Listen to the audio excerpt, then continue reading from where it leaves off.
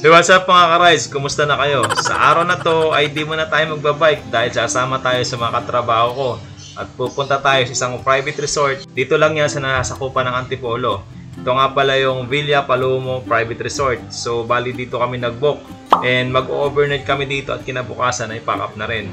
So yun, paminsan-minsan ay kailangan natin ng ganitong bonding kasama mga katrabaho natin at di po rin trabaho na lang.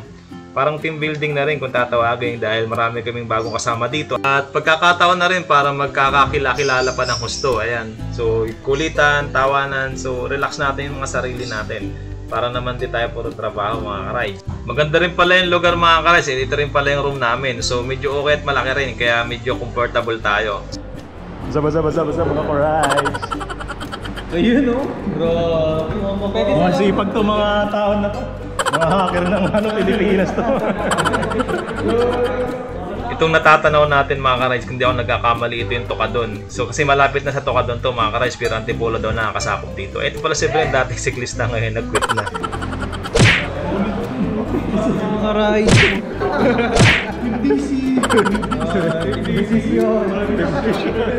Bali sa mga oras na to ay medyo madilim na, kaya naman nandito kami lahat sa labas para magluto ng aming panghapunan. Ayan, so kasama na rin syempre ang pulutan. Syempre yung masarap na malabulalo na nilaga na walang sabaw ni Buslo. Ayan, shoutout sa'yo Buslo. Habang nag-edit ako, nagutom ako mga karis, naalala ko yung masarap na liyem. Eh, what's up mga karay? Mga tanggiro mandaraya. Ano kami ikaw? Tanggiro mandaraya. Siklista talaga. Kaso ngayon di pa na yung pinapadyakan eh. Yung ka-rides natin si Trent. Shoutout kayo Trent. Shoutout ko si Siyo.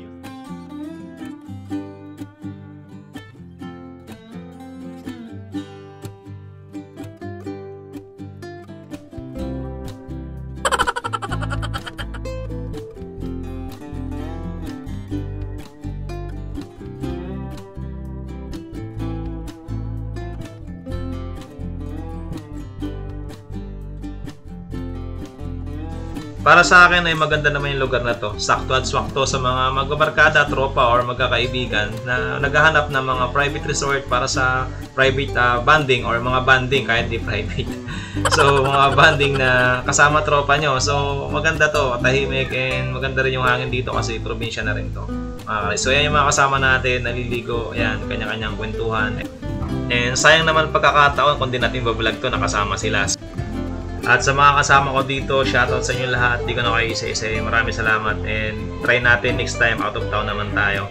At sa mga umabot sa last part ng video na to, please consider subscribing, like, and comment mga karay. Share nyo sa mga mahilig sa mga ganitong adventure yan. Ingat kayo at kita-kits next vlog. Peace!